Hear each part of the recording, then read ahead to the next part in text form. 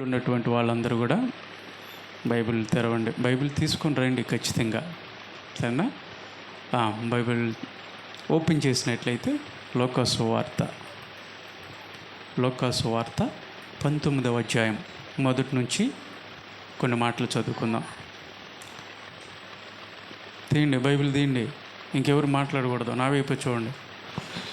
లోకాసు వార్త 19వ అధ్యాయము. ఆయన సంచరించుచు ఎరుకో పట్టణంలో ప్రవేశించి ఎరుకో పట్టణంలోకి ప్రవేశించి దాని గుండా పోవుచుండెను. ఇదిగో సుంకపు గుత్తదారుడును ధనవంతుడైన జక్కయ్య అని పేరు గల ఒకడు యేసు ఎవరో అని చూడగోరెను గాని పొట్టివాడైనందున జనులు గుంపు కూడి ఉండుట వలన చూడలేకపోయాను. అప్పుడు యేసు ఆ త్రోవను రానై ఉండెను కనుక అతడు ముందుగా పరిగెత్తి ఆయనను చూచుటకు ఒక మేడి చెట్టు ఎక్కెను. యేసు ఆ చోటికి వచ్చినప్పుడు కనులెత్తి చూచి, జక్కయ్య త్వరగా దిగుము, నేడు నేను నీ ఇంట ఉండవలసి ఉన్నదని అతనితో చెప్పగా అతడు త్వరగా దిగి సంతోషముతో ఆయనను చేర్చుకొనెను. అందరూ అది చూచి ఈయన పాపి అయిన మనిషిని యొద్ద బస చేయ వెళ్ళెనని చాలా సనుగుకొనిరి. జక్కయ్య నిలబడి, ఇదిగో ప్రభువా, నా ఆస్తిలో సగము బీదలకు ఇచ్చుచున్నాను. నేనెవని యొద్దనైనను అన్యాయముగా దేనినైనా తీసుకొనిన ఎడల అతనికి 4 గంతలు మరలా చెల్లింతునని ప్రభుతో చెప్పెను. అందుకు యేసు, ఇతడు అబ్రహాము కుమారుడే, ఎందుకనగా నేడు ఈ ఇంటికి రక్షణ వచ్చి ఉన్నది. దేవుని స్తోత్రం చెప్పండి గట్టిగా. విన్నారు కదా ఈ ప్యాస్? మైక్ ఇవ్వమ్మా.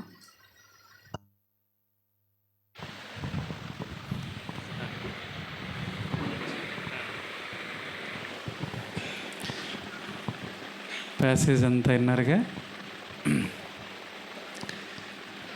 ఇక్కడ లోకా గారు రాసినటువంటి సువార్త మనం చదువుకున్నటువంటి బైబిల్ గ్రంథం నుంచి 4 సువార్తలు ఉన్నాయి. 4 సువార్తలు చెప్పండి. మొదటిది ఏంటిది చెప్పండి? మొదటిదేంటి? మత్తయి సువార్త చెప్పండి. రెండవది రైట్. మూడవది, నాలుగవది రైట్. ఇవి ఎన్ని సువార్తలు? 4 సువార్తలు. గుర్తుంచుకోవాలి, ఎవరు అడిగినా ఎప్పుడు అడిగినా చెప్పాలి. బైబిల్ గ్రంథంలో మనకి 4 సువార్తలు ఉన్నాయి. యేసు ప్రభువు గురించి మనం తెలుసుకోవాలంటే ఎక్కువగా ఈ 4 సువార్తల్లో మనము ప్రభువు గురించి, ఆయన పుట్టుక విధానము, ఆయన పెరిగిన విధానము, ఆయన సువార్త ప్రకటించినటువంటి ఆ విధానాన్ని మనము ఈ సువార్తల్లో మనము చూడగలుగుతూ ఉన్నాం. లోకా సువార్త, లోకా అన్నటువంటి దైవజనుడు, ఈయన ఎవరు అంటే ఒక వైద్యుడు. ఎవరు లోకా గారంటే? చెప్పండి, గట్టి చెప్పండి. వైద్యుడు. లోకా సువార్తను రాసినటువంటి, పరిశుద్ధాత్మని ప్రేరణతో రాసినటువంటి ఈ వ్యక్తి వృత్తి ఏంటంటే వైద్యుడు, ఒక డాక్టర్ అన్నమాట అప్పట్లో. ఆయన యేసు ప్రభు గురించి అనేకమైనటువంటి విషయాలు, ఆయన పుట్టిన దగ్గర నుంచి అన్ని విషయాలు చక్కగా రాసుకుంటూ వచ్చాడు. అయితే ఈ 19వ అధ్యాయంలోకి వచ్చేప్పటికే యేసయ్య ఈ లోకంలో ఉన్నప్పుడు తను చేసినటువంటి పరిచర్య, ఆయన చేసినటువంటి అద్భుతాల గురించి చక్కగా వర్ణించుకుంటూ వస్తా ఈ అధ్యాయంలో ఇప్పుడు మనం చదువుకున్నటువంటి ప్యాసేజ్లో ఒక వ్యక్తిని పరిచయం చేశాడు. అతని పేరు జక్కయ్య. ఏంటి అతని పేరు? ఇతను పొడుగ్గా ఉన్నాడా, పొట్టుగా ఉన్నాడా? పొట్టిగానే ఉన్నాడా? పొట్టిగా ఉన్నాడు అని బైబిల్లో రాయబడింది. అంటే ఒక బాగా మరుగుజ్జు అని చెప్తాం కదా, అలాంటి వ్యక్తి అయి ఉండొచ్చేమో. పొట్టిగా ఉన్నాడు, పొట్టి జక్కయ్య అని పిలుస్తారు.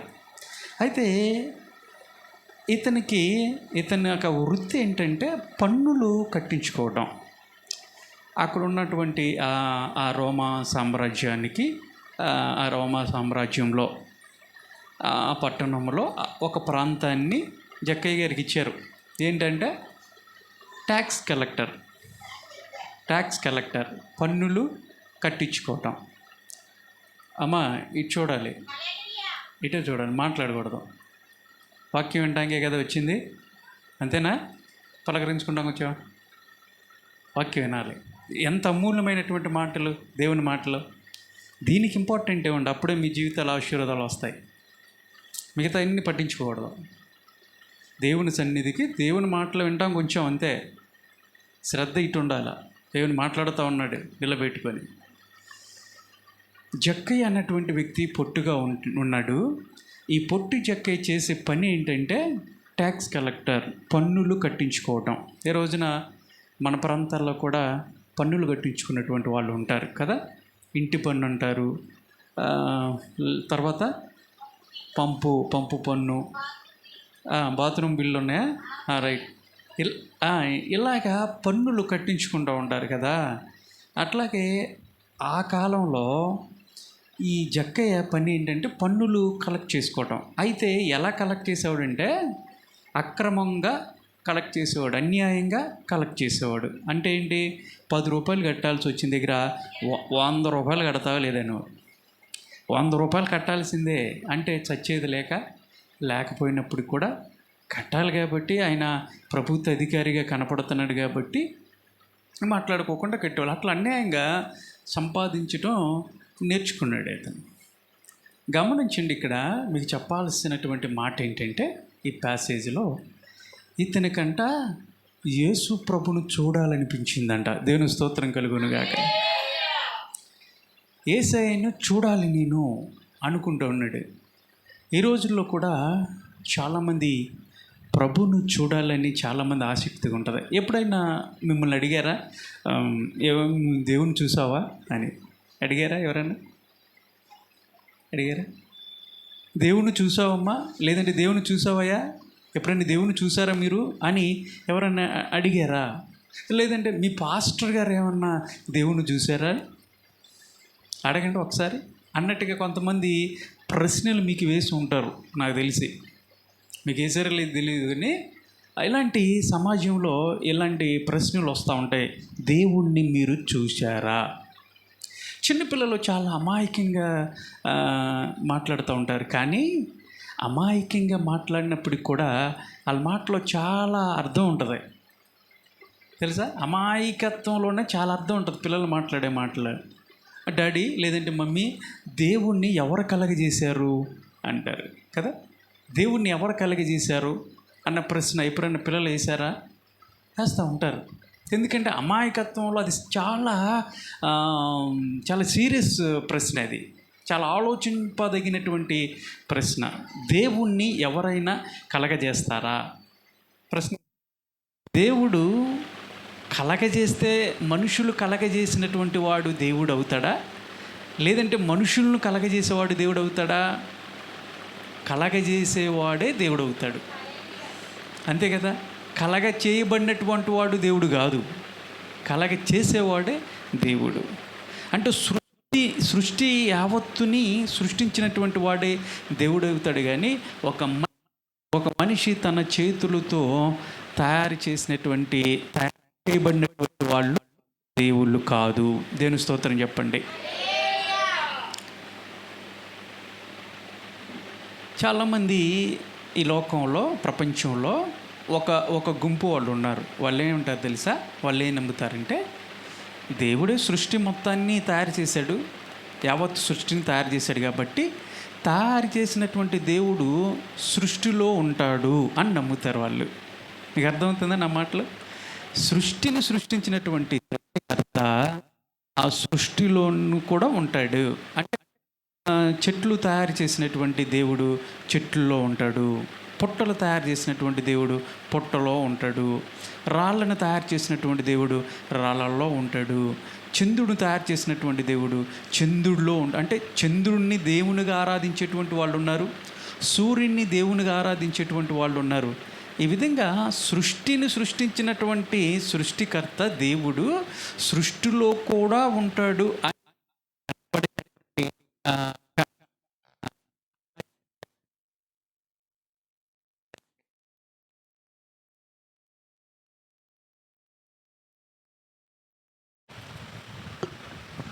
రైట్.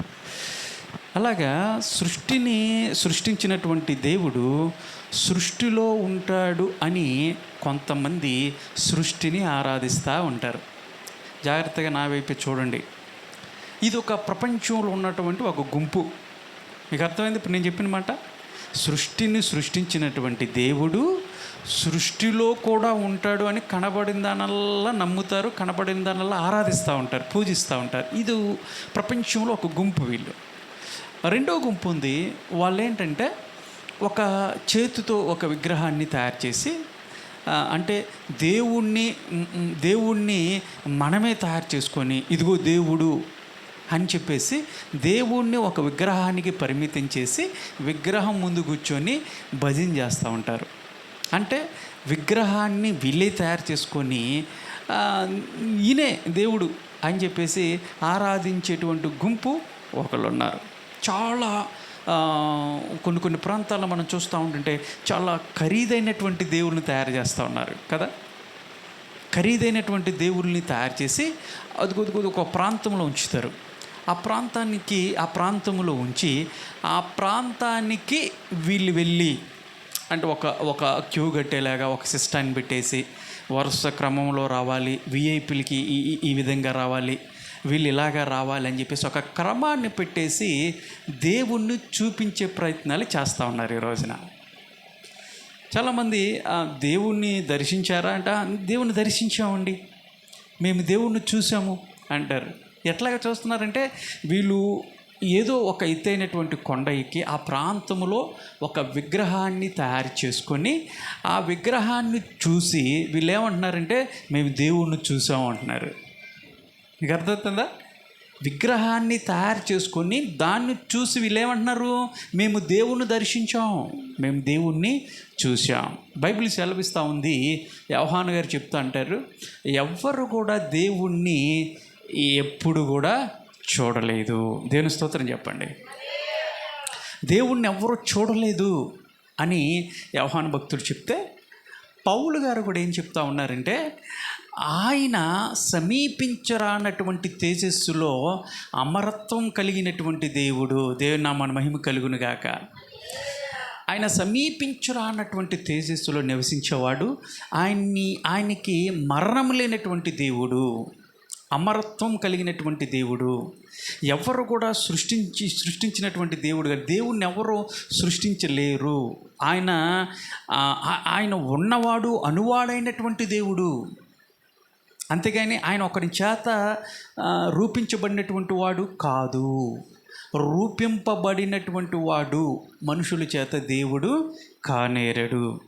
మరి ఎవరిని చూసి నువ్వు దేవుడు అనుకుంటున్నావంటే నువ్వు తయారు చేసుకున్నటువంటి వాళ్ళని చూసి నేను దేవుని దర్శించానని అంటారు. చాలా కష్టపడి కొన్ని గట్లెక్కుతూ ఉంటారు. కొన్ని ప్రాంతానికి వెళ్ళి వచ్చేసి దైవ దర్శనం చేసుకున్నామంటే ఆ దైవ దర్శనం అయిపోయిందండి అంటారు. అంటే నిజంగా దేవుని చూసారా? వాళ్ళు దేవుని చూసారా? చూడాల. ఒక బొమ్మను, విగ్రహాన్ని చూసొచ్చి వాళ్ళు చెప్తున్నటువంటి మాట, మేము దేవుణ్ణి చూసాం. దేవుడు అనంతుడు, అపరిమితమైనటువంటి దేవుడు, అంత అనంతమైనటువంటి దేవుడు. బైబిల్ వాక్యం సెలవిస్తుంది, ఆయన పాదాలు పెట్టుకుంటాం కంట భూమి ఒక పాదపీఠంలాగా ఉందంట. భూమి, ఈ విశ్వమే దేవుని పాదాలు పెట్టుకుంటానికి ఒక చిన్న పీటలాగా ఉంది. ఆకాశం ఆయన సింహాసనం అంట. అంత అనంతుడు, బ్రహ్మాండమైనటువంటి దేవుడు ఒక చిన్న బొమ్మగా తయారు చేసుకొని ఏ విధంగా నేను దేవుణ్ణి చూశాను అని చెప్పేసి అంటావు. ఆలోచించేద్దాం. చాలామందికి దేవుడి జ్ఞానం ఇచ్చాడు కానీ ఆలోచన చేయలేనటువంటి పరిస్థితిలో ఉన్నారు. నువ్వు తయారు చేసుకున్న వాటిని ఆరాధిస్తూ నేను దేవుణ్ణి చూశానంటే అది అజ్ఞానము అని బైబిల్ సెలవిస్తూ ఉంది. అయితే దేవుణ్ణి చూడాలి అన్నటువంటి ఆశ ప్రతి ఒక్కరికి ఉంటుంది. ఇక్కడ ఉన్నటువంటి వారందరికీ ఉంటుంది. దేవుడు నన్ను దర్శించాలి, దేవుడు నేను చూడాలి అన్న ఆలోచన ఉంటుంది. అయితే బైబిల్ గ్రంథంలో ఇప్పుడు మనం చదువుకున్నటువంటి ఈ ప్యాసేజ్లో ఈ వ్యక్తికి కూడా దేవుణ్ణి చూడాలనిపించింది. అంటే యేసు ప్రభువు స్వయంగా ఈ భూమి మీద ఆయన నడిచినప్పుడు ఈ భూమి మీద అనేకమైనటువంటి ప్రాంతాలు తిరుగుతూ ఆయన బోధిస్తూ అనేక మంది జీవితాలని వెలిగిస్తూ అనేక మందిని స్వస్థపరుస్తూ బాగు చేస్తూ ఉన్నటువంటి ఊరూర తిరుగుతూ ఆయన చేస్తున్నటువంటి ఆ ప్రక్రియలో ఆయన ఒక ప్రాంతానికి ఎరుకో అన్నటువంటి ప్రాంతం నుంచి ఆయన వెళతా ఉన్నప్పుడు అక్కడ జక్కయ్య అన్నటువంటి ఒక పొట్టివాడైనటువంటి ట్యాక్స్ కలెక్టర్ పన్నుని కట్టించుకున్నటువంటి వ్యక్తికి దేవుణ్ణి చూడాలి అనిపించింది. దేవుణ్ణి నేను చూడాలి, ఈ రోజున యేసయ్యను చూడాలి అనుకున్నాడు. అయితే జనాల్లోకి వెళ్ళాడు. యేసు ప్రభు ఎక్కడికి వెళితే అక్కడ విస్తారమైనటువంటి జనసమూహము ఆయన్ని ఫాలో అవుతూ ఉంటారు. యేసు ప్రభు ఇటు వెళ్తున్నాడు అనుకో, కొన్ని వేల మంది యేసు ప్రభు వెనకాల ఉంటారు. ఇప్పుడు ఇంత జనాభా ఉన్నటువంటి ఆ ప్రాంతంలో ఒక పొట్టివాడైనటువంటి జక్కయ్య యేసు ప్రభుని చూడగలడా?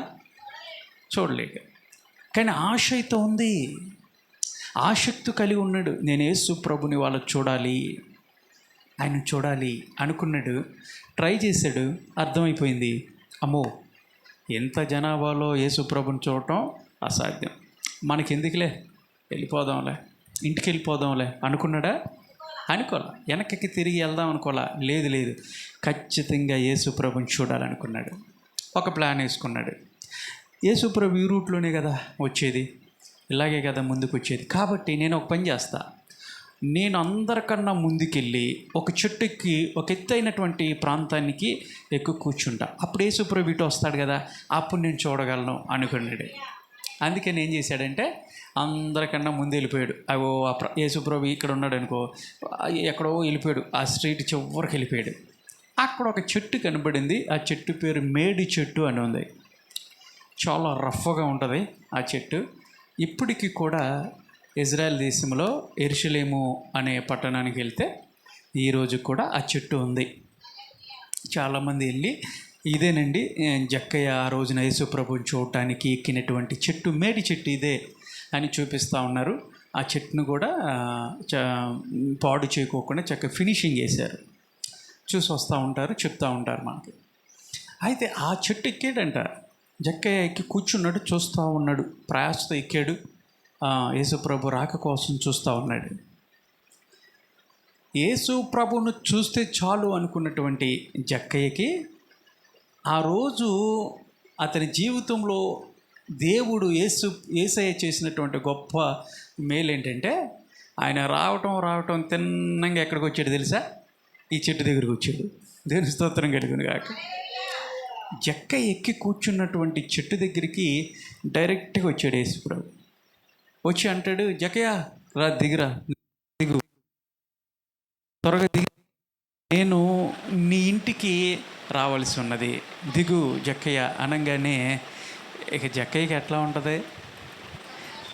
యేసు ప్రభును చూస్తే చాలు అనుకున్నటువంటి జక్కయ్యకి ఆ రోజున ప్రభువు చెప్పినటువంటి మాట ఎంత సంబరాన్ని కలిగించిందంటే, ఒకవేళ మనమే ఉన్నాం, పాస్టర్ గారు, దైవజనులు, అమ్మ మరి రేపు మీ ఇంట్లో ప్రార్థన పెడదాం అనుకుంటున్నాము, గృహ దర్శనం చేయాలనుకుంటున్నాను రే.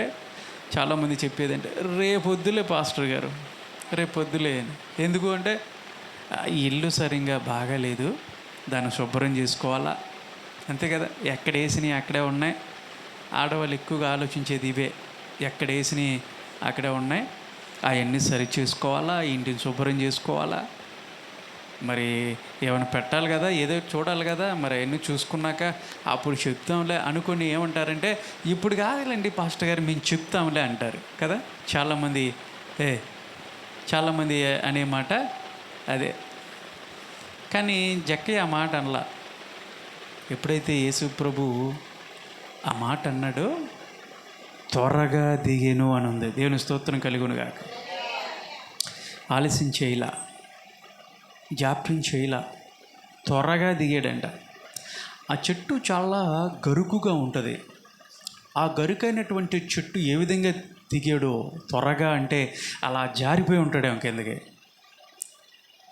నేను ఇంటర్మీడియట్ ఆ ప్రాంతంలో ఇంటర్మీడియట్ చదువుతున్నా, 10th క్లాస్ అయిపోయి ఇంటర్మీడియట్ అలా చదువుతూ ఉన్నప్పుడు మాకు తోట ఉంది, మామిడి తోట ఉంది, చిన్న మామిడి తోట ఉంది. ఆ మామిడి తోటలో తాటి చెట్లు ఉన్నాయి. ఆ సంవత్సరం ఎప్పుడు వస్తేలే బాగా తాటి గెలలు బాగా వచ్చేసినాయి, చూడటానికి బాగున్నాయి.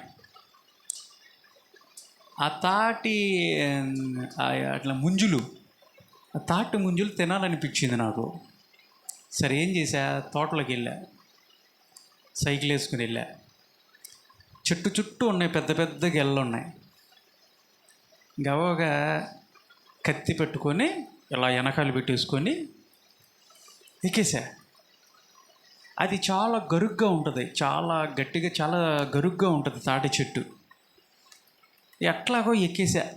అక్కడ వరకు ఎక్కే కానీ ఆ మూలలోకి వెళ్ళలేకపోతున్నా, అంటే పైకి వరకు వెళ్ళలేకపోతున్నా. కరెక్ట్గా గెలలు నా నెత్తి మీద, నా కాళ్ళ మీద ఒకవేళ కోస్తే నా కాళ్ళ మీద పడతాయి. అలా అక్కడ వరకు ఎక్కా. ఇక అక్కడి నుంచి ఎక్కలేకపోతున్నా. సరేలే అని ఒక గెల అయినా కోద్దాం అనుకొని ఆ కత్తితో నా పైన నరుకుతున్నా. నా పైన ఉన్న గెలని నరకంగానే చాలా కష్టపడి ఒక చేతి అట్లా పట్టుకొని ఒక చేత్తో నరుగుతూ ఉన్నా. కాళ్ళు గజగజగజ వణిగిపోతూ ఉన్నాయి. సరే నరకంగానే ఆ గెల వచ్చి నా మోకాళ్ళ మీద పడింది.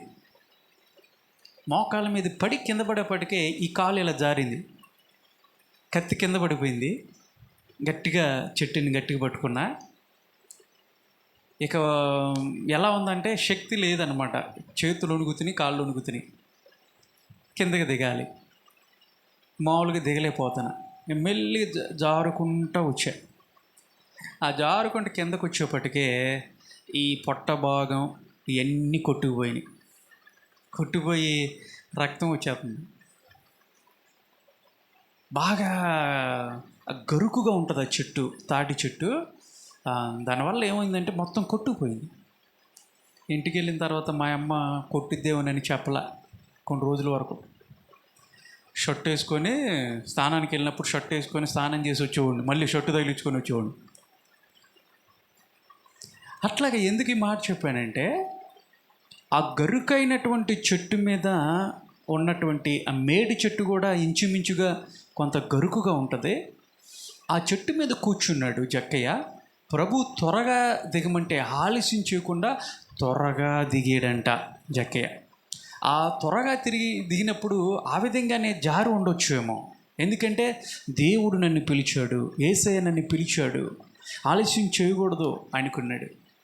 ఈ రోజున దేవుని సన్నిధికి రమ్మంటే చాలామంది సమయం ఉందిగా తర్వాత చూద్దాంలే, త్వరపడి రావటం అనేది ప్రతి ఒక్క క్రైస్తవులు, దేవుని బిడ్డలుగా పిలువబడుతున్నటువంటి ప్రతి ఒక్కరు కూడా నేర్చుకోవాలి. దేవుని సన్నిధికి వెళ్ళేటప్పుడు దేవుని పనిలో మీరు త్వరపడి ముందుండాల. ఏ విషయంలోనైనా వెనకాల ఉన్న పర్వాలేదు, కానీ దేవుని విషయంలో ఏ విధంగా ఉండాలి? ముందుండాలి. దేవుని పరిచర్యలో ముందుండాల. త్వరపడి దేవుని సన్నిధికి రావాలా. అంతా అయిపోయిన తర్వాత లాస్ట్లో వెళ్దాంలే, లాస్ట్లో పాస్టర్ గారిని పలకరించేసి వెళ్ళిపోతే సరిపోద్దులే అన్నట్టుగా రావటం వల్ల ప్రయోజనం ఉందా? లేదు.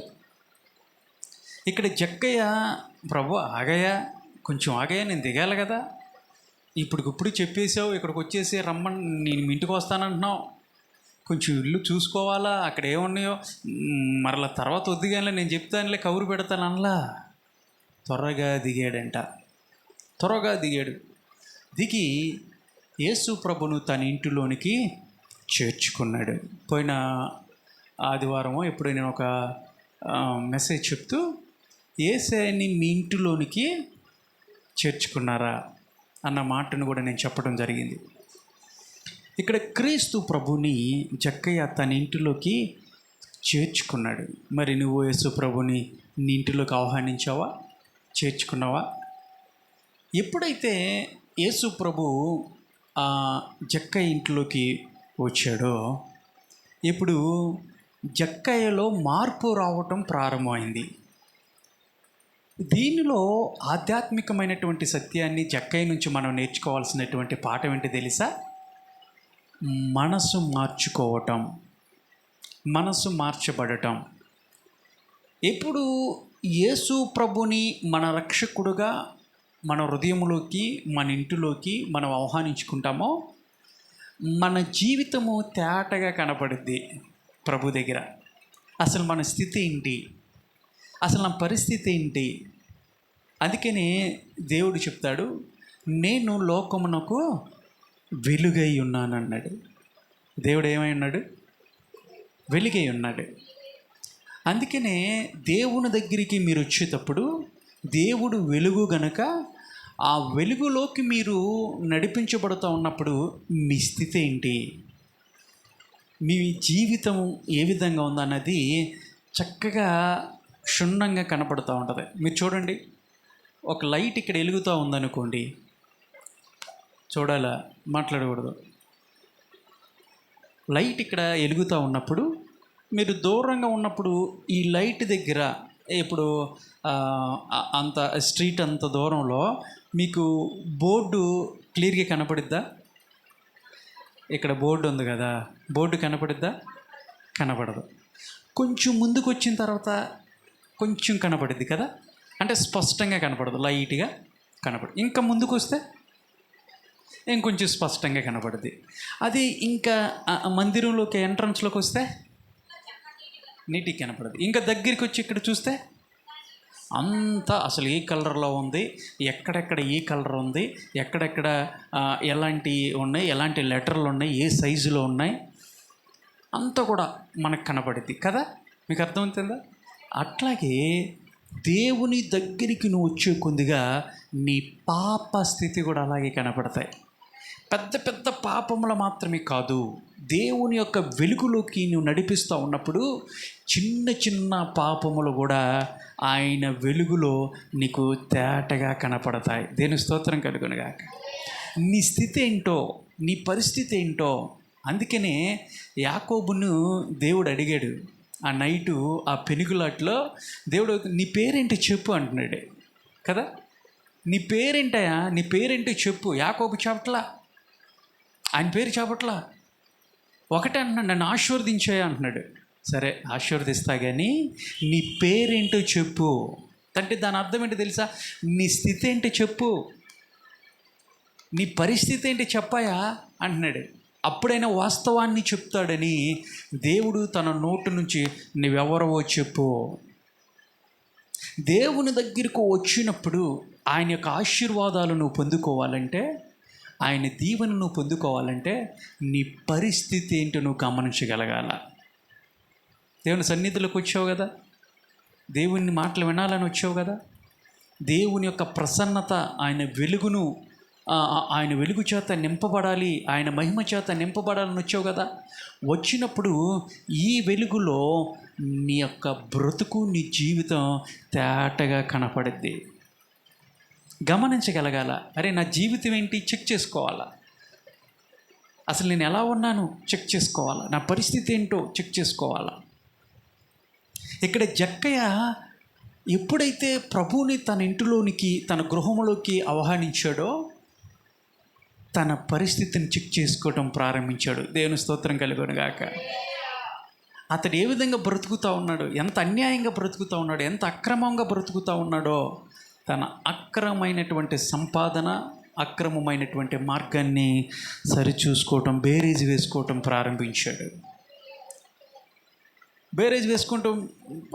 ఎప్పుడైతే మనము మన పాప స్థితిని గమనిస్తామో దేవుని దగ్గర ఉండలేం, నిలబడలేం. ఎప్పటి వరకు? పాపాన్ని వదిలేసే వరకు కూడా. చూడండి, మీకు అర్థమయ్యేలా చెప్తా. ఓ 10 మంది మంచి వాళ్ళు ఉన్నారనుకో, ఒక నలుగురు మంచి వాళ్ళు ఉన్నారనుకుందాం, చాలా మంచి వాళ్ళు. ఒక చెడ్డవాడు అక్కడ ఉండగలడా? ఉండలేడు.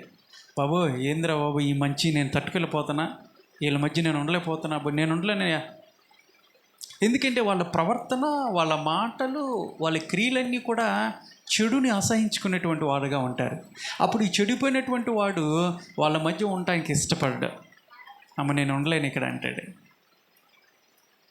వాడికి తగ్గటువంటి మనుషులు ఎవరు ఉన్నారో వాళ్ళ దగ్గర వెళ్ళిపోతాడు. ఇప్పుడు నీతిమంతుడైనటువంటి దేవుని దగ్గర ఎవరు నిలబడగలరంటే పాపాత్ములు నిలబడలేరు. తన పాప స్థితిని ఎవరైతే గమనిస్తారో ఆ పాపము చేత దేవుని కళ్ళల్లో కూడా చూడలేం, దేవుని దగ్గర నిలబడలేం. ఇప్పుడు ఒప్పుకోవాలా, ప్రభువా నా దేని స్థితి అసలు ఉండలేకపోతున్నాను. అందుకనే బైబిల్లో ఒక చోట పేతురుని యేసయ్య అతన్ని పిలవటానికి వెళ్ళినప్పుడు పేతురుని తీసుకొని రావటానికి, అంటే శిష్యుడుగా పేతురుని తీసుకురావటానికి వెళ్ళినప్పుడు ఆ పేతురుతో మాట్లాడిన తర్వాత యేసయ్య ఒక మాట చెప్పాడు. ఏంటంటే, ఆ రాత్రల్లా చేపలు పడలేదన్నప్పుడు మీకు ఇదంతా తెలుసు, దోణి లోతుకి తీసుకెళ్ళండి పేతురు, మీకు చేపలు పడతాయి అన్నారు. సరే, పేతురు ఏం చేశాడంటే దోణి లోపలికి తీసుకెళ్ళాడు, చేపలు పట్టాయి. ఒడ్డుకు వచ్చినాక పేతురు అనేటువంటి మాట ఏంటి తెలుసా? ప్రభువా నన్ను వదిలిపెట్టిల్లా, ఈ పాపాత్ముని వదిలిపెట్టిల్లా అన్నాడు. అసలు అక్కడ పరిస్థితి ఏంటి? ఆ మాట ఎందుకు అనగలిగాడంటే యేసు ప్రభుని ప్రభువు అని గమనించగలిగాడు. ఈయన నీతిమంతుడు, ఈయన దేవుని కుమారుడు అని ఎప్పుడైతే తెలిసిందో పాపముతో నిండినటువంటి తన బ్రతుకు ఆయన ముందు నిలబడటానికి ఇష్టపడలా. అయ్యా నన్ను వదిలేసి వెళ్ళిపోయి నేను పాపాత్ముని అన్నాడు. అంటే తన స్థితిని గమనించగలిగాడు. ఇప్పుడు దేవుని దగ్గర ఉన్నటువంటి నీవు, దేవుని మాట్లాడినటువంటి నీవు ఎప్పటికైనా నీ పరిస్థితిని గమనించగలిగావా? అసలు ఎలాంటి బ్రతుకుతున్నావు? ఎలాగుంది నీ జీవితం? నీ మాట తీరు ఎలా ఉంది? నీ ఆలోచన ఎలా ఉంది? కొంతమంది నటిస్తూ ఉంటారు, కొంతమంది లోపల ఒకటి ఉంటుంది, బయట ఒకటి ఉంటుంది. లోపల ఒరిజినల్ అలాగే ఉంచుకుంటారు, ఒరిజినల్ పోదు. ఆ ఒరిజినల్ తీసేరు, కానీ బయటికి మాటకి చక్కగా పలకరించే ప్రయత్నం చేస్తారు, అన్నీ చక్కగా మాట్లాడుతూ ఉంటారు. మళ్ళీ దాటి వెళ్ళిపోయిన తర్వాత మళ్ళీ మామూలే. కొన్ని సందర్భాల్లో దేవుని దగ్గరికి వచ్చినప్పుడు కూడా ఆ కాసేపు దేవుని మాటలు వింటూ ఉన్నప్పుడు మన హృదయం మండుతుంది. ఎందుకంటే దేవుని మాటలు హృదయాన్ని మండిస్తాయి. అప్పుడు అనుకుంటావు, ఇక పాపం చేయకూడదు, ఇంక నేను ఆ బ్రతుకు బతకను, ఇంకెప్పుడు నేను ఒక అబద్ధం ఆడను, ప్రభు నీకు నచ్చినట్టే ఉంటానయ్యా అని చక్కగా తీర్మానం తీసుకుంటారు. బయటికి వెళ్ళంగానే ఒక అరగంటే ప్రార్థన అవ్వగానే బయటికి వెళ్ళగానే మళ్ళీ ఏమైపోతాయి, అన్నీ మర్చిపోతారు, మళ్ళీ మామూలే. అలా ఉందా? ఒకవేళ నీ బ్రతుకు మార్చుకోవాలి. దేవుని వెలుగులోకి వచ్చినప్పుడు నువ్వు వెలిగింపబడ్డదానివి, వెలిగింపబడినటువంటి వాడివి అని ఎప్పుడు తెలుసా? నీ క్రియలను బట్టి, నీ బ్రతుకును చూసి వేరే వాళ్ళు సాక్ష్యం చెప్పాలి. నేను ఎలాంటి వాడిని తెలుసా, నేను అలాంటి దాన్ని తెలుసండి, ఏం మాట్లాడుతున్నారు నా గురించి అని చెప్పేసి నువ్వు అనవటం కాదు, నీ ఎదుటి వ్యక్తి నీ గురించి సాక్ష్యం చెప్పాలా. ఒకప్పుడు ఆవిడ బ్రతుకు ఎలా ఉండేదంటే చాలా అధ్వానంగా ఉండేదండి, చాలా భయంకరమైనటువంటి బ్రతుకు. ఇప్పుడు లేదండి, ఇప్పుడు చాలా పవిత్రంగా బ్రతుకుతుందండి. మేము చూస్తూ ఉన్నామండి ఆవిడ జీవితాన్ని. ఆవిడ మాట్లాడితే ఆవిడ మాటల్లో ఆదరణ ఉన్నాయి, మమ్మల్ని బలపరిచే మాటలు మాట్లాడిద్ది, ప్రభువు గురించే మాట్లాడిద్ది. మేము ఆపదలో ఉంటే మమ్మల్ని కొంచెం ధైర్యం చెప్తూ ఉంటుంది. భయపడమాకండయ్యా, ప్రార్థన చేద్దాం, భయపడమాకమ్మా, దేవుడు ఉన్నాడులేని చక్కగా మమ్మల్ని బలపరిచిద్దండి. ఒకప్పుడు లేదు. ఈ సాక్ష్యము నీ చుట్టూ ఉన్నటువంటి వాళ్ళు నిన్ను బట్టి పలకాల. అది అంతే, నువ్వు చెప్పడం కాదు. పైగారండి అసలు ఏంటో తెలుసండి అని నువ్వు అనకూడదు. బజార్లో తిరుగుతున్నటువంటి భయంకరంగా వ్యభిచారం బ్రతుకుతున్నటువంటి వాళ్ళు కూడా ఏం చెప్తారు తెలుసా? మేము చెప్పండి, మంచోళ్ళు అంటారు, చెడ్డోళ్ళు అంటారా? మేమంటే ఏంటా అంటారు వాళ్ళు కూడా. అందరూ అదే మాట అంటారు. కానీ ప్రభువు బిడ్డలుగా, దేవుని విశ్వసించినటువంటి యేసయ్య బిడ్డలుగా మనకి గొప్ప సాక్ష్యం కలిగి ఉండాలి. ఎప్పుడైనా కానీ ప్రభు దగ్గరకు వచ్చినటువంటి నీవు ప్రభువుని నీ జీవితంలోకి ఆహ్వానించుకున్నప్పుడు నీ పాప స్థితిని ఒకసారి చెక్ చేసుకుని వదిలిపెట్టాలి. ఇక్కడ జక్కయ్య చేసినటువంటి పని అదే. ప్రభువుని ఎప్పుడైతే తన ఇంటిలోకి ఆహ్వానించాడో దేవుడు అడగలా, యేసుప్రభు అడిగాడని ఉంది అక్కడ వాక్యంలో ఇప్పుడు చదివినటువంటి ప్యాసేజ్లో. మీరు తర్వాత ఇంటికి వెళ్ళిన చదువుకోండి, లోకాసువార్త 19వ అధ్యాయం ప్రారంభం నుంచి. యేసుప్రభు ఇంట్లోకి వస్తానన్నాడు కానీ జక్కయ్య ఏంటయా ఈ అన్యాయం, ఏంటి ఈ అక్రమం, ఈ సంపద ఏంటి, ఎలా సంపాదించే ఇదంతా అని దాని గురించి కానీ అతని జీవితం గురించి కానీ ప్రభు అడగలా. కానీ జక్కయ్య నిలబడలేకపోయాడు. తన స్థితిని గమనించగలిగి ప్రభుతో అంటున్నాడు, అయ్యా నేను సంపాదించినటువంటి సంపాదన, అక్రమముగా సంపాదించినటువంటి సంపాదన 4 రెట్లు ఇచ్చేస్తానన్నాడు. దేవుని స్తోత్రం కలిగింది కాక. 10 రూపాయలు తీసుకున్నాను అనుకో 40 రూపాయలు ఇచ్చేస్తా వాళ్ళకి.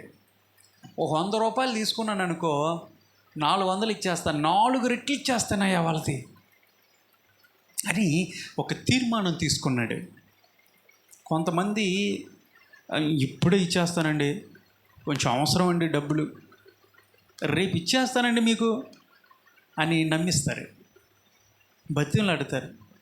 పాపం వాళ్ళు బాధలో ఉన్నారు అన్నట్టుగా ఎదుటి వ్యక్తికి కొంచెం జాలి కలిగి సరేలే అని చెప్పేసి అడిగిన డబ్బులు ఒక 1000 రూపాయలో 2000 ఒక 5000 ఎంతైతే డబ్బులు అడిగారో, రేపు ఇచ్చేస్తావుకమ్మా, అయ్యో రేపు ఇచ్చేస్తానండి, రేపు సాయంత్రం టైం కల్లా మీకు ఇచ్చేస్తానండి, నా మాట మీద నమ్మకం లేదా, నా మాట మీద అసలు ఎన్ని చెప్తారో తీసుకున్న వరకు. తీసుకున్నాక రేపు ఇదే టైంకి కనపడతారు వాళ్ళు, చెప్పండి కనపడరు. పొర్రపాటున కనపడ్డారనుకో, అమ్మా ఏంటమ్మా మరి ఈ టైంకి డబ్బులు ఇస్తానన్నావు, నిన్న బతిమలాడితే ఇచ్చాను అని అంటే అప్పుడైనా మాటలు ఎలా ఉంటాయి తెలుసా? ఆ ముందు రోజున మాట్లాడినటువంటి మాటలకి విరోధంగా ఉంటాయి. మేము ఎక్కడైనా పోతున్నాం ఏంటి, ఎక్కడికి వెళ్తున్నాం, ఇక్కడే ఉంటున్నాంగా, మీ డబ్బులు ఎగ్గొట్టి పోయేలా కనపడుతున్నావా, ఏం మాట్లాడుతున్నావు, ఇంకొక మాట మాట్లాడితే అతని మీద ఇరుసు పడిపోతారు కదా. అట్లాగా చాలామంది అవసరం ఉన్నప్పుడేంటో ఒకలాగా, అవసరం తీరిపోయిన తర్వాత మరొకలాగా మాట్లాడుతూ ఉంటారు. దేవుడు ఇష్టపడతాడా? ఇష్టపడు. రూపాయి తీసుకున్నాం అనుకో, అడుగు. ఒకవేళ ఆ సమయానికి అనుకున్నానండి మరి ఇద్దామని, మరి అందలేదు, లేదంటే ఏదో ఒక మాట అని చెప్పి సర్దుబాటు చేసే విధంగా సమాధానపరచబడినట్టుగా మాట్లాడాలి, కానీ రివర్స్లో మాట్లాడకూడదు.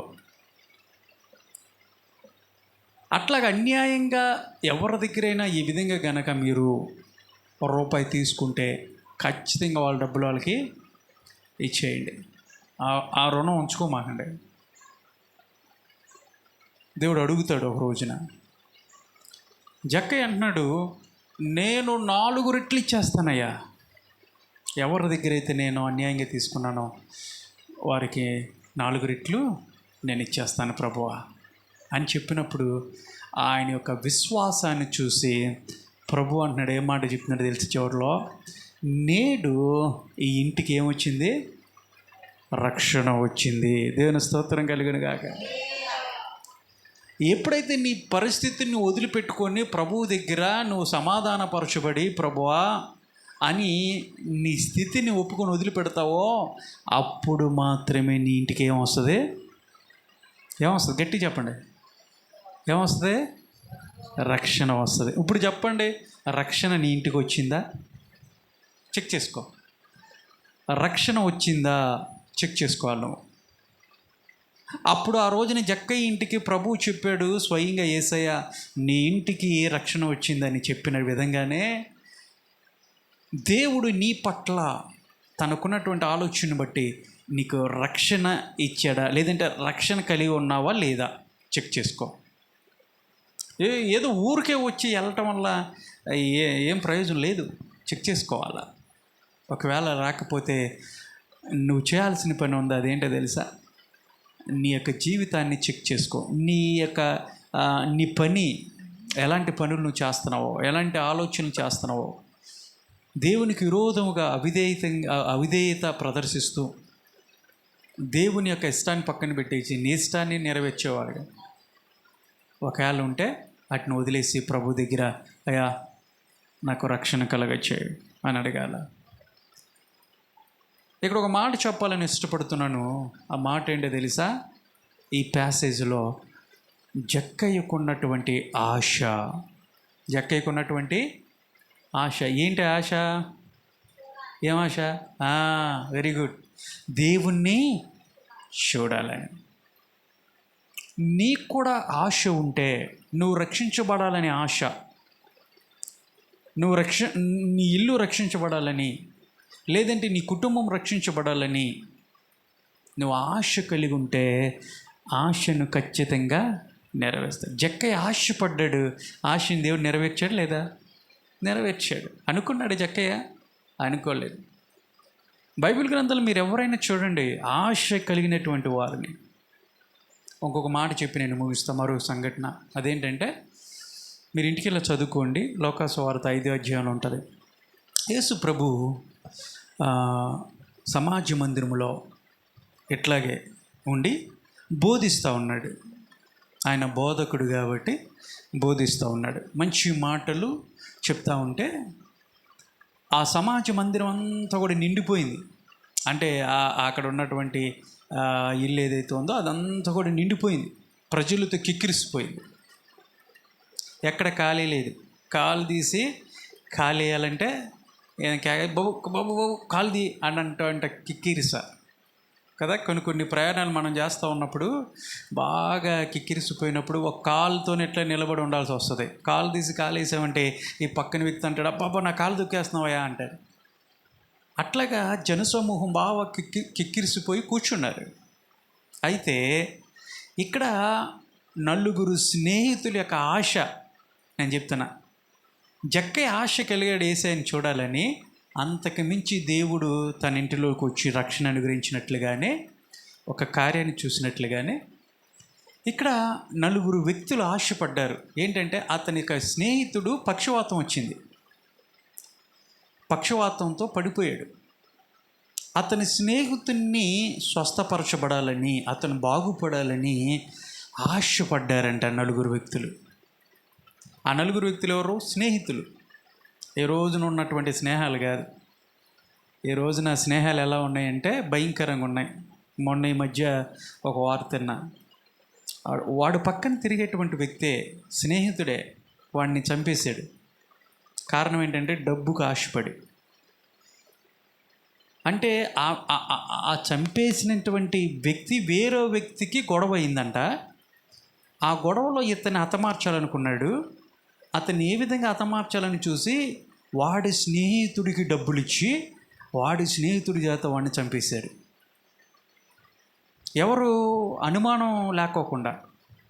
ఎవరు అనుమానిస్తారు? స్నేహితుడు కదా, ఇద్దరు చక్కగా తిరిగేవాళ్ళు కదా. ఇంటికి వస్తూ ఉంటాడు, అందరితో ఆంటీ అంకుల్ అనుకుంటా ఆ కుటుంబంలో కలిసిపోయి తిరిగే వ్యక్తి ఆ కుటుంబంలో ఉన్నటువంటి వ్యక్తిని చంపుతాడని ఎలాగనుకుంటారు? ఈ రోజున లోక స్నేహం అలాగుంది. నమ్మించి గొంతు కోసేటువంటి స్నేహాలు. జాగ్రత్త, లోక స్నేహాలు మీ బిడ్డలకి నేర్పించాలి మీరు. అయితే అప్పుడున్నటువంటి ఆ పక్షవాతం కలిగినటువంటి వ్యక్తి యొక్క స్నేహితులు ఎలాంటి వాళ్ళంటే, మా స్నేహితుడు మళ్ళీ తిరిగి బాగుపడాలా, స్వస్థపరచబడాలా అనుకున్నారు. యేసయ్య గురించి ఉన్నారు. యేసయ్య పలానా చోట ఆయన ఉన్నాడు, బోధిస్తున్నాడు, కాబట్టి యేసు ప్రభు దగ్గరికి గనక మనం తీసుకెళ్ళిగితే ఖచ్చితంగా నా స్నేహితుడు స్వస్థపరచబడతాడు అనుకున్నారు. మంచం వేసుకుని బయలుదేరారు. నలుగురు 4 పక్కల భుజాలను కాపించారు. ఆ మంచాన్ని తీసుకొని వచ్చారు. వచ్చి బాబు కొంచెం తప్పకుండా యేసు ప్రభు దగ్గరికి వెళ్ళాలి అంటే ఎవరు తప్పుకుంటారు? బాబు మేము ఎప్పటి నుంచో కూర్చున్నాం ఇక్కడ, అసలు ఖాళీ లేకపోతే నువ్వు మంచాలు వేసుకుని వచ్చారండి మీరు, మంచం తీసుకుని వెళ్ళిపోవటానికి ఎక్కడ వెళ్తారా మీరు? ఎక్కడ కుదిరిద్ది? మేము వెళ్ళలేక ఆయన దగ్గరికి, ఖాళీ లేక ఇక్కడ కూర్చుంది, ఎలాంటి అవతాలకు అంటున్నారు. కానీ వాళ్ళు జంకారా అంటే జంకల. అరే ఖాళీ లేదులే, మరలా ఎప్పుడైనా చూద్దాము, మనకి ఇందులో ఇన్ని తీసుకొచ్చాము ఏదో బాగుపడతాడని, కానీ అయ్యే తట్టు ఏం కనపడతల్లా, యేసు ప్రభు దగ్గరికి మనం వెళ్ళలేము, పదండ్రా తీసుకెళ్ళిపోదాం వెనక్కి అనుకున్నారా? అనుకోలే. ఎట్లాగైనా సరే యేసు ప్రభు దగ్గరికి ఈ వ్యక్తిని తీసుకెళ్ళాలా, ప్లాన్లు వేస్తా ఉన్నారు. ఎలా వెళ్ళాలా కూర్చున్నారు. వీళ్ళ ఖాళీ ఎవరో, వీళ్ళని దాటా మనం వెళ్ళలేము, అలాగని వెనక్కి వెళ్ళలేము, యేసయ్య దగ్గరికి ఎలా అని తీసుకెళ్ళాలి అని ఆలోచన చేసి ఒక ప్లానింగ్ వేశారు. అరే ఒక పని చేద్దాంరా. ఏం చేద్దాం? యేసు ప్రభు ఎక్కడైతే నిలబడ్డాడో ఖచ్చితంగా అక్కడ కప్పు తీసి, ఆ ఇంటి కప్పు తీసి కరెక్ట్గా మంచాన్ని కనుక కిందకి దించితే మన పని అయిపోయినట్టారా అనుకున్నారు. బాగుందరా నీ ఐడియా? సాధ్యమేనా? ప్రయత్నిద్దాం. ప్రయత్నిస్తే జరగదంటే ఏముంటుంది? ప్రయత్నించేద్దాం అనుకున్నారు. సరే పదండ్రా అనుకున్నారు. పైకి ఎక్కారండి. జాగ్రత్తగానండి. పైకి ఎక్కారు. కరెక్ట్గా యేసు ప్రభు ఎక్కడైతే నిలబడ్డాడో ఆ పైకప్పు తీసంట పెంకులు తీసి కరెక్ట్గా మంచాన్ని కిందకి దించారు. దేవుని స్తోత్రం చెప్పండి గట్టిగా. కరెక్ట్గా అంటే వాళ్ళ యొక్క ఆశ చూడండి. యేసు ప్రభు దగ్గరికి తీసుకెళ్తే ఖచ్చితంగా ఇతను లేపబడతాడు, బాగుపడతాడు అన్న ఆలోచనతో యేసు ప్రభు ఖచ్చితంగా ఎక్కడైతే ఉన్నాడో అక్కడ పైనకెక్కి ఎంత కష్టం అండి, ఎంత కష్టం. ఆ మంచాన్ని ఎత్తుకొని, ఆ మంచం మీద ఉన్న బరువుని ఎత్తుకొని పైకెక్కి ఆ పెంకులు తీసి ఎంతమందికి సమాధానం చెప్పాలా? కరెక్ట్గా దించడం అంటే చాలా కష్టమే. అలాని వాళ్ళు వెనక్కి వెళ్ళలేదు. కానీ అందరు ఇటే చూడండి, వెళ్ళలేదు. కానీ నేను ముగిస్తా ఉన్నా. అయితే కరెక్ట్గా ఖచ్చితంగా యేసు ప్రభు ఎక్కడైతే ఉన్నాడో అక్కడ దించారు.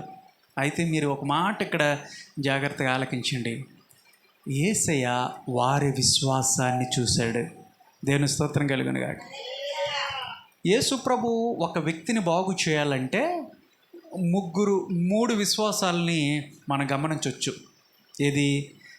బైబిల్లో ఒక విశ్వాసం ఏంటంటే మన విశ్వాసాన్ని బట్టి బాగు చేస్తాడు యేసయ్య. అందుకనే బైబిల్లో చాలామందిని నీ విశ్వాసమే నిన్ను, అమ్మ నీకు విశ్వాసం ఉందా అంటాడు దేవుడు. అయ్యా ఉందయ్యా, విశ్వాసం ఉందయ్యా అనగాని నీ విశ్వాసమే నిన్ను స్వస్థపరిచిద్ది అన్నాడు.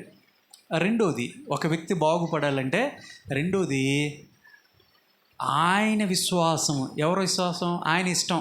యేసయ్య ఇష్టం అయితే ఆయన ఇష్టాన్ని బట్టి బాగు చేస్తాడు. ఆయన ఎవరో తెలుసా? ఒక కుష్ఠ ఆయన యేసు ప్రభు దగ్గరికి వచ్చి ఒక మాట అన్నాడు.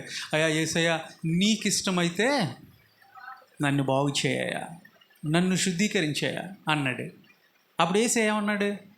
నాకు ఇష్టమే అన్నాడు. అంటే ఆయన ఇష్టాన్ని బట్టి యేసయ్య బాగు చేస్తాడు. ఇది రెండో విశ్వాసం. మూడో విశ్వాసం ఉంది. అదేంటి తెలుసా? మన విశ్వాసం. అంటే మన విశ్వాసం అంటే ఒక వ్యక్తి, ఇప్పుడు స్వరూప అనేటువంటి అమ్మాయి ఇక్కడికి వచ్చింది. అయితే ఆ అమ్మాయికి గతించినటువంటి కొన్ని దినాల నుంచి ఆరోగ్యం బాగాల. ఆ అమ్మాయికి విశ్వాసం ఉందో లేదో పక్కన పెట్టేసేద్దాం. కానీ మనమందరం విశ్వాసంతో ఏం చేసాం?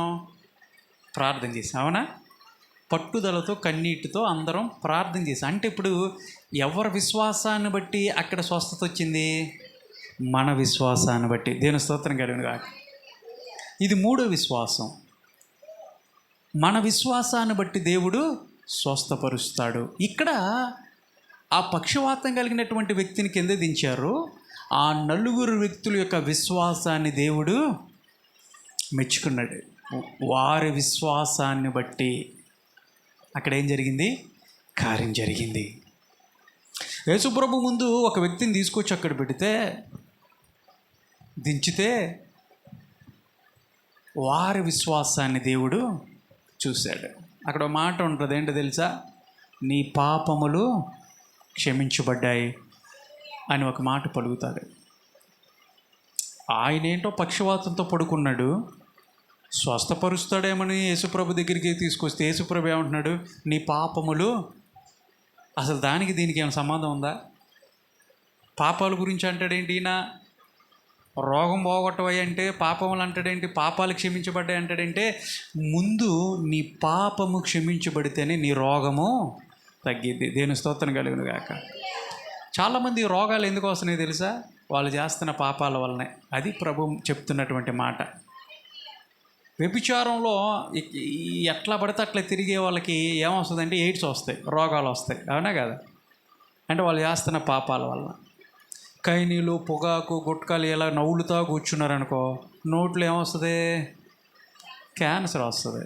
అంటే వాళ్ళు చేస్తున్న పాపాల వలన వచ్చేటువంటి రోగాలు కొన్ని ఉన్నాయి. దేవుడు అదే అన్నాడు, నీ పాపములు క్షమించబడ్డాయి అన్నాడు. అంటే అన్ని రోగాలు పాపం చేయటం వల్ల వస్తే నేను అంటలా, కొన్ని రోగాలు పాపం వలన వస్తాయి. కాబట్టి అక్కడ దేవుడు ఇచ్చినటువంటి వాగ్దానం ఏంటంటే, నీ పాపములు క్షమించబడ్డాయి, నువ్వు లేచి నీ మంచం ఎత్తుకొని వెళ్ళాను. గమనించిన ప్రియులారా, ముగించేస్తా ఉన్నాను. అక్కడ నలుగురు యొక్క ఆసక్తిని ప్రభు గమనించగలిగాడు. వాళ్ళ ఆశ, అతని స్నేహితుడు బాగుపడాలి అన్నటువంటి ఆశతో వాళ్ళు చేసినటువంటి ఒక చిరు ప్రయత్నం. నీ చుట్టుపక్కలే మీ స్నేహితులే, నీ బంధువులే, నువ్వు ఎప్పుడు మాట్లాడేవాళ్ళే, వాళ్ళ ఆరోగ్యం పట్ల, వాళ్ళ యొక్క కుటుంబ ఆర్థిక పరిస్థితులు ఏవైతే ఉన్నాయో వాటి పట్ల నువ్వు గమనిస్తున్నప్పుడు మరి వారిని ప్రభు దగ్గరికి నడిపించగలుగుతున్నావా? అమ్మా, ప్రభు దగ్గరికి రండి, దేవుడు స్వస్థపరుస్తాడు, దేవుడు మిమ్మల్ని ఆశీర్వదిస్తాడు, మీ రోగాలను తీసేస్తాడు, మీ బాధలు పోతాయమ్మా అని చెప్పగలుగుతున్నావా? ఆ స్నేహితులు చేసినట్టు విధంగా నువ్వు చేయగలుగుతున్నావా? వాళ్ళని బలపరుస్తున్నావా? ప్రభు దగ్గర నడిపించగలుగుతున్నావా? అబ్బో, ఎక్కడ కుదురుద్దండి, మేము రావటమే కష్టం, మళ్ళీ వాళ్ళు ఎవరన్నా తీసుకురామంటారు, ఏం మాట్లాడుతున్నారండి మీరు అనుకోవచ్చు. బైబిల్లో వాళ్ళ ఆశ, నీకు ఆశ ఉంటే దేవుడు నీ పట్ల కార్యాలు. జక్కయ్య ఆశపడ్డాడు ప్రభుని చూడాలని, ఆశని తీర్చా ఆయనకి రక్షణ ఇచ్చాడు. నలుగురు వ్యక్తులు ఆశపడ్డారు, ఆ పక్షవాతం కలిగినటువంటి స్నేహితుడు బాగుపడాలి, ప్రభు దగ్గరికి తీసుకెళ్తే స్వస్థతనిస్తాడని. వాళ్ళ యొక్క విశ్వాసాన్ని చూసి, వాళ్ళ ఆశను చూసి ప్రభు ఆ వ్యక్తిని స్వస్థపరిచాడు. మరి నీ ఆశ ఏంటి? ఎలాంటి ఆశను కలిగి ఉన్నావు? రక్షణ పొందావా లేదా? రక్షించబడాలని ఆశపడుతున్నావా? లేదంటే ఎక్కడేసిన గొంగడు ఇలాగే ఉండాలనుకుంటున్నానండి, నాకు ఎలాంటి ఆశలు లేవండి బాబు అనుకుంటున్నారా? ఆశ ఉండాలి. నీ ఆశ ఏంటి ప్రభు పట్ల? ఒక తీర్మానంతో ఈ రాత్రికాల సమయంలో మనం మందిరం నుంచి బయటకు వెళ్దాం. ఒక తీర్మానం తీసుకోండి. ప్రభువా నిన్ను చూడాలి ప్రభువా. జక్కయ్యలాగా ఆశ ఉందా? అడగండి. ప్రభువా, నేను నిన్ను చూడాలని, నీ దర్శనాన్ని నేను చూడాలని ఆశపడుతూ ఉన్నాను ప్రభువా. నేను ఆశపడుతున్నాను ప్రభా, నా భర్త మారాలని. నేను ఆశపడుతున్నాను ప్రభా, నా పరిస్థితి మెరుగుపరచబడాలని. చెప్తావా? కళ్ళు మూసుకోండి. చిన్న ప్రార్థన. కళ్ళు మూసుకున్నట్లయితే నీ ఆశను, నీ ఆసక్తిని దేవునికి వ్యక్తపరచు. జక్కయ్య వ్యక్తపరిచినట్లుగా ఆశపడ్డ ప్రతి ఒక్క హృదయాన్ని ఆయన తృప్తిపరుస్తానని చెప్పాడు. నువ్వు ఆశపడితే ప్రభుని ఆశను తీర్చడానికి, నీతిమంతుల ఆశను ఆయన తెరుస్తాడంట. ఆశ ఉందా? ఆశను దేవుడి ముందు వ్యక్తపరచు. చిన్న ప్రార్థన చేసుకుందాం. పరిశుద్ధుడా, ప్రేమ గల దేవా, నీ ఘనమైన పాదములు, వందనములు, స్తుతులు, ప్రభా. ఈ రాత్రికాల సమయంలో ప్రభా, జక్కయ్య నిన్ను చూడాలని ఆశపడ్డాడు నాయనా. ఈరోజు చాలామంది ప్రభా నిన్ను చూడాలని ఆశ, నీ స్వరం వినాలని ఆశ, నీ మాటలు వినాలని ఆశ, నీలోనే జీవించాలని ఆశ ప్రభా, ప్రతి ఒక్కరూ గ్రహించులను సహాయం చేసి వాళ్ళు ఏదైతే ఆశపడుతూ ఉన్నారో వాళ్ళ ఆశని తీర్చండి.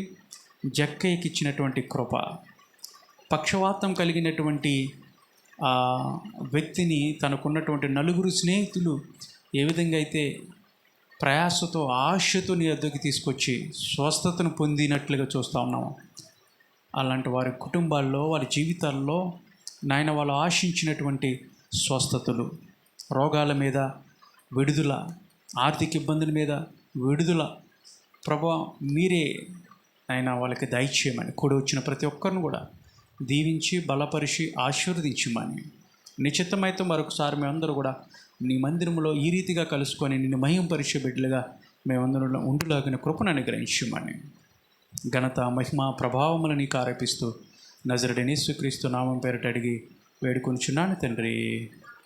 ఆమేన్.